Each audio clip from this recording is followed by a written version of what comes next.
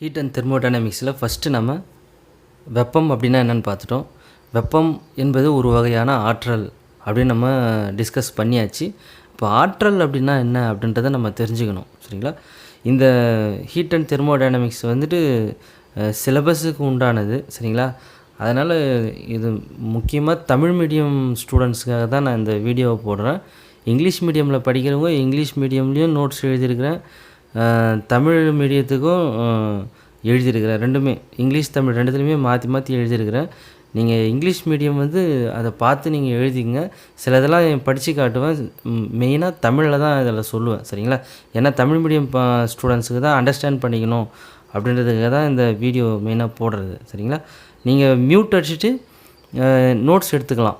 English medium அப்படியே எழுதி நீங்கள் வச்சுக்கலாம், சரிங்களா? சரி, இப்போ எனர்ஜி அப்படின்னா என்னென்னு பார்ப்போம். Energy origin is the Greek word, சரிங்களா? இதுதான் இந்த கிரேக் வேர்டு. நம்ம சிம்பிளாக எழுதுவோம். அவங்க லாங்குவேஜே இப்படி தான் இருக்கும். இதோட மீனிங் என்னென்னு பார்த்தீங்கன்னா எஃபிகாசி. இப்படி தான் நம்ம இதை படிக்கணும். இதோட கரெக்ட் மீனிங் என்னென்னா எஃபெக்டிவ் ஃபோர்ஸ், சரிங்களா? The word energy is a technical term invented by Thomas Young in 1807, சரிங்களா? இப்போது 1807 தாமஸ் யங் தான் எனர்ஜி அப்படின்ற வார்த்தையை ஃபஸ்ட்டு டைம் வந்து யூஸ் பண்ணுறாரு. அவர் கண்டுபிடிச்சதும் அவர் தான். இவரோட டியூரேஷன் பார்த்திங்கனாக்கா 1773 1829 வரைக்கும். யங் அப்படின்றது வந்து நம்ம ஆப்டிக்ஸில் இவரோட தியரி நிறைய பார்த்துருப்போம். இவரோட கான்செப்ட்டுங்களை நிறைய டிஸ்கஸ் பண்ணியிருப்போம். ஆப்டிக்ஸில் ஆல்மோஸ்ட் இருக்கிற எல்லா கான்செப்ட்டுமே தாமஸ் யங் சொன்ன கான்செப்ட் தான். இவரோட கான்செப்டை இப்போ கூட மெடிக்கல் ஃபீல்டில் யூஸ் பண்ணிட்டுருக்கிறாங்க. அப்படி ஒரு ஜீனியஸ் இந்த தாமஸ் யங் அப்படின்ற சயின்டிஸ்ட்.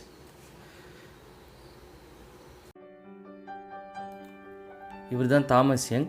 இவரோட டியூரேஷன் பார்த்திங்கன்னா 1773 1829 வரைக்கும். எனர்ஜி ஆற்றல் அப்படின்ற வார்த்தையை இவர் தான் முதல்ல கண்டுபிடிக்கிறாரு. இதோட அடிப்படை எங்கே இருக்குது அப்படின்னா ஒரு கிரேக்க வார்த்தை தான். இது கிரேக்க வார்த்தையிலிருந்து தான் வருது. இந்த கிரேக்க வார்த்தையை அவருடைய தியரியில் முதல்ல இவர் தான் யூஸ் பண்ணுறாரு. அந்த கிரேக்க வார்த்தையை இப்படி தான் எழுதலாம். இதை எப்படி படிக்கலாம் அப்படின்னா எஃபிகாசி அப்படின்னு தான் நம்ம படிக்கணும், சரிங்களா? இப்போ எஃபிகாசி அப்படின்றதோட மீனிங் என்ன அப்படின்னா எஃபெக்டிவ் ஃபோர்ஸ். எஃபெக்டிவ் ஃபோர்ஸ்னால் செயலூக்க விசை அல்லது பயன்படு விசை அப்படின்றது தான். எனர்ஜி என்ற வார்த்தையை 1807 முதலில் கண்டறிந்து பயன்படுத்தியவர் தாமஸ் யங் ஆவார். நியூட்டனோட மெக்கானிக்ஸில் பார்த்தீங்கன்னா ஃபோர்ஸ் அப்படின்ற வார்த்தையை ரொம்ப ஃபெமிலியராக யூஸ் பண்ணியிருப்பாங்க. F=ma அப்படின்ற ஈக்குவேஷன் கூட நமக்கு தெரியும், சரிங்களா? யங் வந்து இந்த எனர்ஜி அப்படின்ற வார்த்தையை யூஸ் பண்ணுறதுக்கு தேவை என்ன வந்துச்சு அப்படின்னா, இங்கே பார்த்தீங்கன்னா இந்த சிஸ்டம் ஒரு ஸ்ப்ரிங்கை வந்து கட்டி தொங்க விட்ருக்குறாங்க, சரிங்களா? இது ஒரு மாஸ், சரிங்களா? இது கம்பி சுருள். இது வந்து ஏதோ ஒரு ஸ்டாண்டில் வந்து பொருத்தி இருக்கிறாங்க அப்படின்னு வச்சுப்போம், சரிங்களா? இது வந்து கன்ஸ்ட்ரெயின்டு சிஸ்டம் அப்படின்னு சொல்லுவாங்க, கட்டுப்பாட்டு அமைப்பு. அதாவது இந்த நம்ம எங்கே பொறுத்துறோமோ அதை டிபெண்ட் பண்ணி தான் இந்த அமைப்பு இயங்கும், அதுதான் இதுக்கு பொருள்.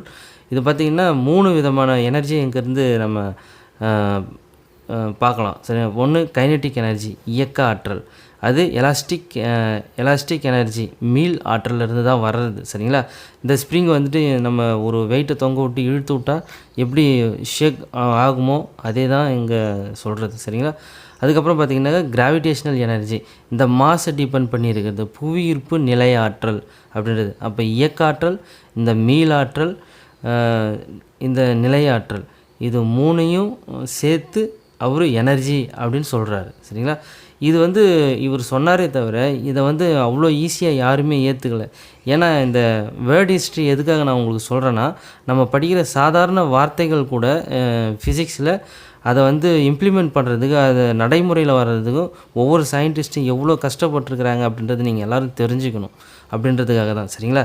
தி sum is conserved by Newton law and Hooke's law of elasticity, சரிங்களா? மீள் ஆற்றல், புவியீர்ப்பு நிலையாற்றல் மற்றும் இயக்க ஆற்றல் ஆகியவற்றின் கூடுதலாக ஆற்றல் என்ற வார்த்தையை தாமஸ் யங் முதலில் பயன்படுத்தினார். மேலும் இந்த இயற்பியல் வார்த்தை நியூட்டன் விதி மற்றும் ஹூக்ஸ் விதி, மீட்சியலுக்கான ஹூக்ஸ் விதி ஆகியவற்றிற்கு வலிமை சேர்ப்பதாகவும் விளக்கமளிப்பதாகவும் அமைந்தது, சரிங்களா? the term was not fully accepted until the second half of the 19th century. 19ஆம் நூற்றாண்டோட செகண்டு ஆஃப்னாக்கா 6 மாதம் முடிஞ்சு அடுத்த 6 மாதம், சரிங்களா? அது வரைக்கும் இந்த எனர்ஜி அப்படின்ற வார்த்தை யாராலும் ஏற்றுக்கொள்ளப்படவில்லை அப்படின்றது தான். when it was extrapolated away from mechanics to include the internal energy of thermodynamics and the electromagnetic energy. அதுக்கு முன்னாடி பார்த்தீங்கன்னா ஒரு கிளாசிக்கல் சிஸ்டம் எடுத்திங்கனாக்கா ஃபோர்ஸ் அப்படின்னு தான் சொல்லுவோம். அதுக்கப்புறம் எலக்ட்ரோமேக்னெட்டிக் அப்படின்னு எடுத்திங்கன்னா எலக்ட்ரோமேக்னெட்டிக் ஃபீல்டு, எலக்ட்ரோமேக்னெட்டிக் ஃபோர்ஸ், இந்த மாதிரி தான் எல்லாமே வந்து சொன்னாங்க. தெர்மோடைனமிக்ஸ் அப்படின்ற ஒரு ஃபீல்டு வந்து இவர் சொன்ன எனர்ஜி அப்படின்ற வார்த்தைக்கு அப்புறம் தான் ரொம்ப ஃபாஸ்ட்டாக டெவலப் ஆகுது. அப்போது எனர்ஜி அப்படின்ற வார்த்தையை நம்ம எங்கெல்லாம் யூஸ் பண்ணலாம் அப்படின்னா, ஒரு சிஸ்டமில் ஒர்க்கு எப்படி நடக்குது அப்படின்றப்போ உள்ளாற்றல் அப்படின்ற ஒரு விஷயத்தில் தான் தெர்மோடைனமிக்ஸில் ஒரு ஹீட் ஃப்ளோவே நடக்குது அப்படின்றத ஐடென்டிஃபை பண்ணாங்க. Eventually in the early 20th century energy was recognised as having mass are being mass in accord with Einstein's formula E equal to mc square, where c is the speed of light. இங்கே இருக்கிற மெயினான discussion என்னென்னா, energy அப்படின்றதோட மாஸை வந்து link பண்ண முடியுமா, மாஸை அடிப்படையாக வச்சு ஒரு எனர்ஜியை வந்து சொல்ல முடியுமா அப்படின்றது தான் அப்போது யங்ஸ் சொன்னப்போ ஒரு டிஸ்கஷனாக இருந்தது. அதுக்கப்புறம் ஐன்ஸ்டீன் வந்து E equal to mc square அப்படின்ற ஃபார்முலா சொன்னதுக்கு அப்புறம் தான் இது வந்து கன்ஃபார்மாக எல்லாருமே எனர்ஜி அப்படின்றத ஃப்ரீக்வெண்ட்டாக யூஸ் பண்ண ஆரம்பித்தாங்க. நம்ம சின்ன கிளாஸ்லேருந்து கைனெட்டிக் எனர்ஜி, பொட்டன்ஷியல் எனர்ஜி, இது எல்லாமே டோட்டல் எனர்ஜி, இது எல்லாத்தையும் படிச்சிருப்போம். இப்போ கைனெட்டிக் எனர்ஜினா எங்கே வந்துட்டு kinetic energy equal to ½ mv square அப்படின்றத யூஸ் பண்ணணும் அப்படின்றத நம்ம இங்கே தெளிவாக தெரிஞ்சுக்கலாம். Assuming uniform properties through out the system. ஒரு அமைப்பு ஃபுல்லாக சீரான பண்பை கொண்டு இருக்கணும், சரிங்களா?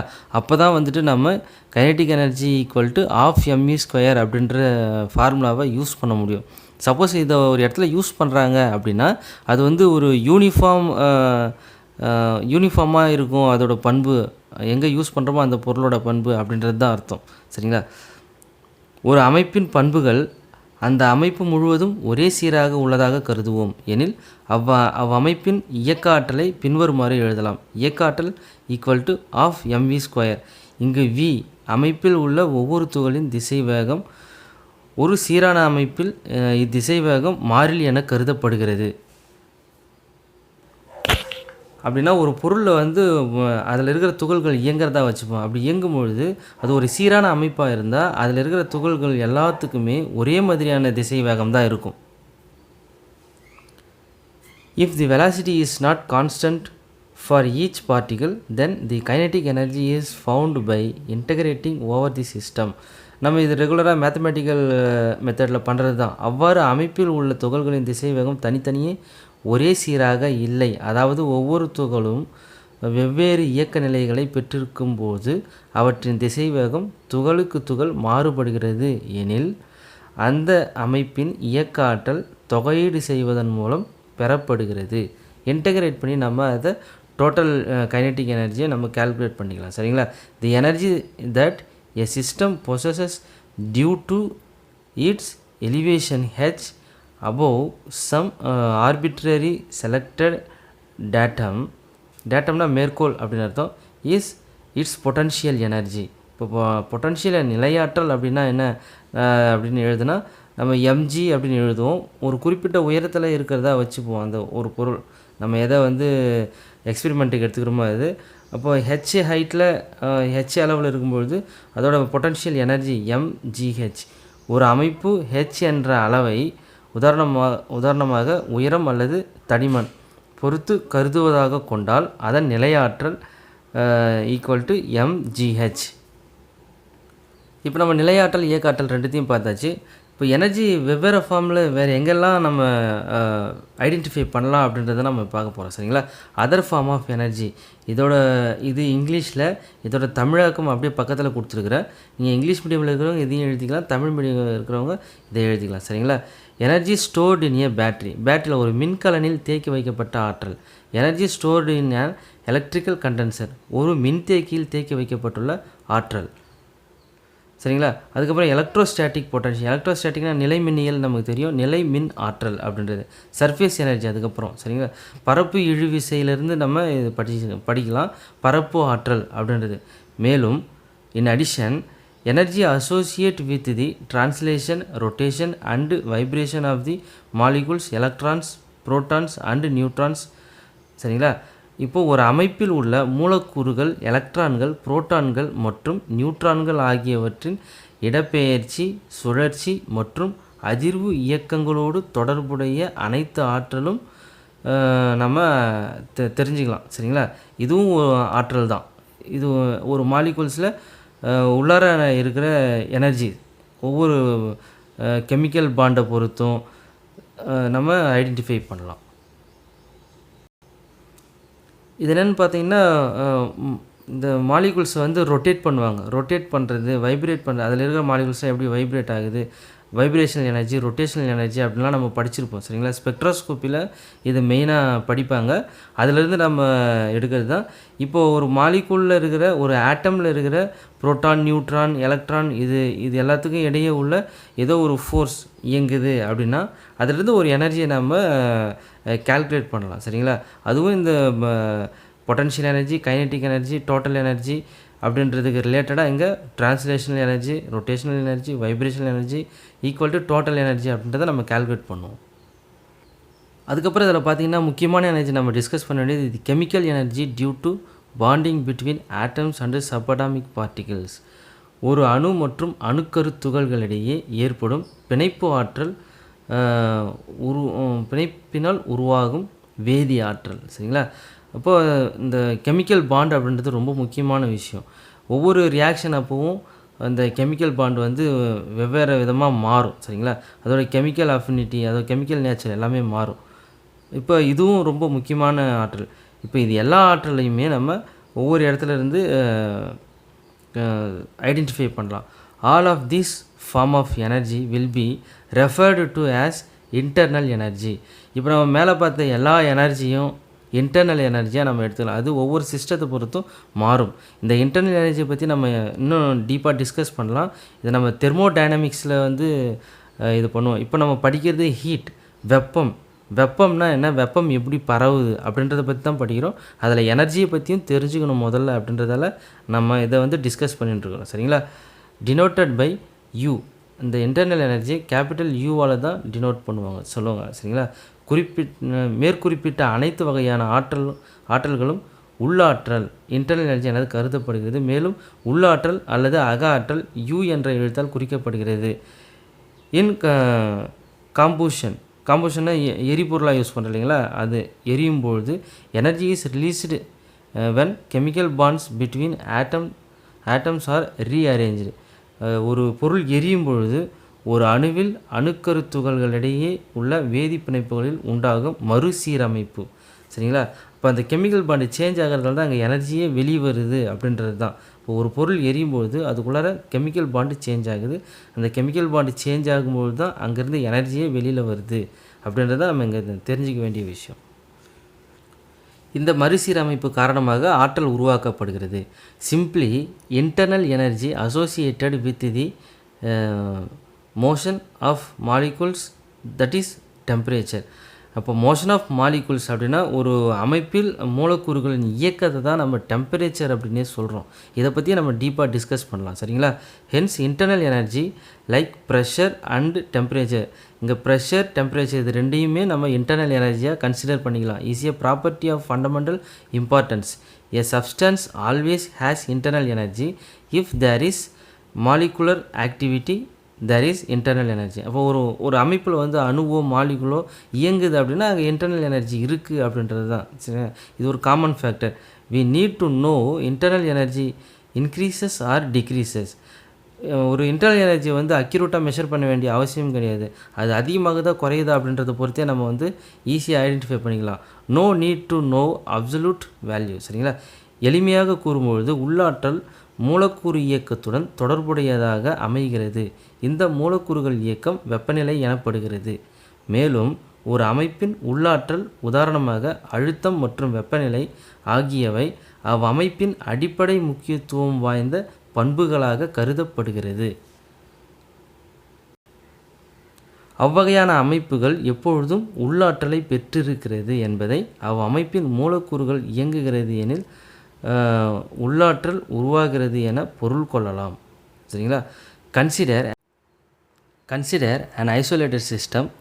The law of conservation of energy states that the energy of an isolated system remain constant. சரிங்களா? ஒரு தனிமைப்படுத்தப்பட்ட அமைப்பை கருதுவோம் எனில் ஒரு நிலையின் ஆற்றல் அழிவின்மை விதி இவ்வமைப்பின் மூலம் நிறுவலாம். சரிங்களா? ஒரு நிலை அப்படின்னா ஒரு ஸ்டேட் அப்படின்றது அர்த்தம். ஒரு எனர்ஜி ஸ்டேட்டோட ஆற்றல் அழிவின்மை விதியை நம்ம இந்த ஐசோலேட்டட் சிஸ்டம் மூலிமா எக்ஸ்பிளைன் பண்ணலாம். அதாவது ஒரு தனிமைப்படுத்தப்பட்ட அமைப்பின் ஆற்றல் மாறிலியாகும். இப்போ ஒரு தனிமைப்படுத்தப்பட்ட அமைப்பு அப்படின்னா அதோட சரௌண்டிங்கில் எந்த கான்டாக்டும் இருக்காது.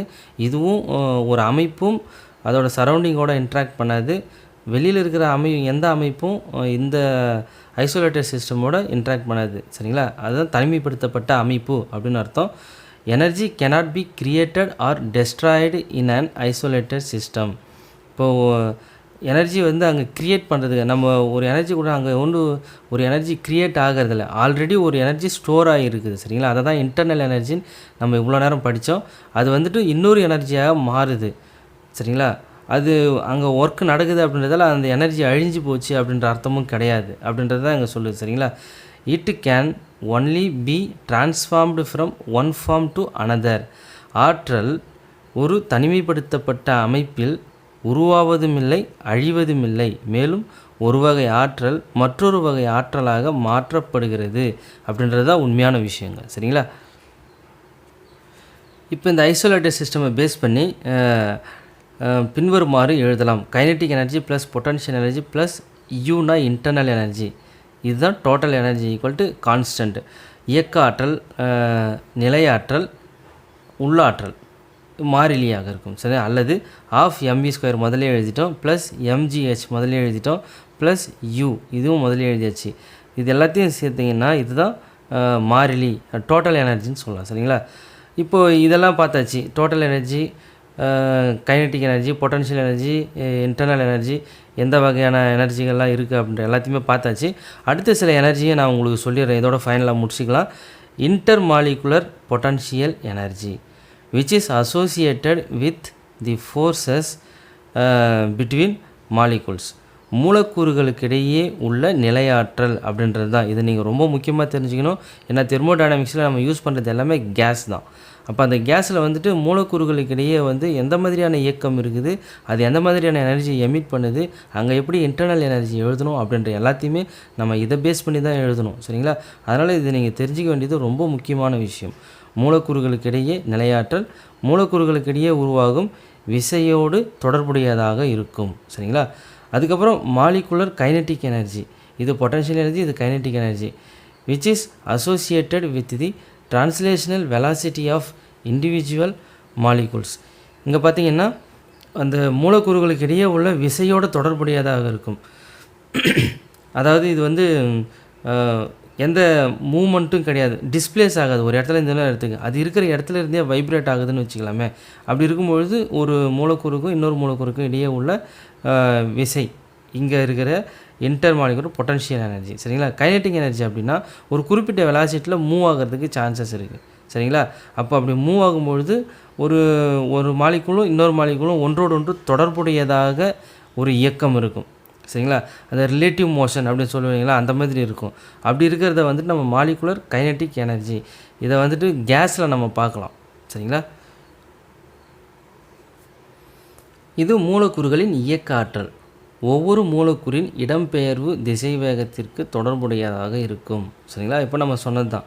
அதுக்கடுத்தது பார்த்திங்கன்னா இன்ட்ரா மாலிகுலர் எனர்ஜி. ஃபஸ்ட்டு பார்த்தது இதில் இன்டர் மாலிகுலர் இது வந்து இன்ட்ரா மாலிகுலர். ரெண்டுத்துக்கும் டிஃப்ரென்ஸ் இருக்குது. படிக்கும்பொழுது ஒரே மாதிரி இருக்கிற மாதிரி தான் தெரியும். கவனமாக படிக்கணுங்க, சரிங்களா? That within the individual molecules. இப்போ தனித்தனியாக ஒரு அமைப்பில் இருக்கிற ஒரே ஒரு மாலிகுலை எடுத்துக்கிறோம். அதே மாதிரி ஒவ்வொரு மாலிகுலையும் தனித்தனியாக நம்ம கன்சிடர் பண்ணுறோம் ஃபஸ்ட்டு, சரிங்களா? Which is associated with the molecular and atomic structure and related forces, சரிங்களா? உள்ளார்ந்த மூலக்கூறு ஆற்றல்.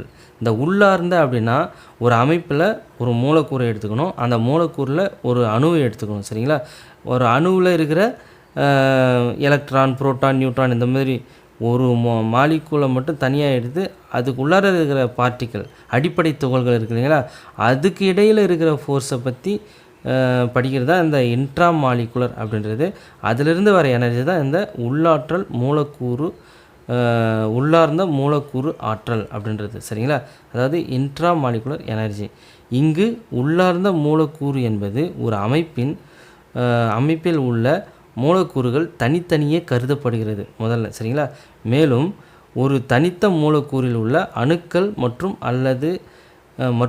அல்லது அணுவில் உள்ள அடிப்படை துகள்களிடையே உருவாகும் விசைகளை பொறுத்து இந்த உள்ளார்ந்த மூலக்கூறு ஆற்றல் அமைகிறது அப்படின்றது தான், சரிங்களா? அப்போது இது ரெண்டுத்துக்கும் முதல்ல டிஃப்ரென்ஸ் நீங்கள் நல்லா தெரிஞ்சுக்கணும். இதை அண்டர்ஸ்டாண்ட் பண்ணிட்டீங்கன்னா நீங்கள் அதுக்கப்புறம் வர தெர்மோடைனமிக்ஸில் இருக்கிற எல்லா ப்ராசஸையுமே ஈஸியாக அண்டர்ஸ்டாண்ட் பண்ணிக்கலாம். ஓகே.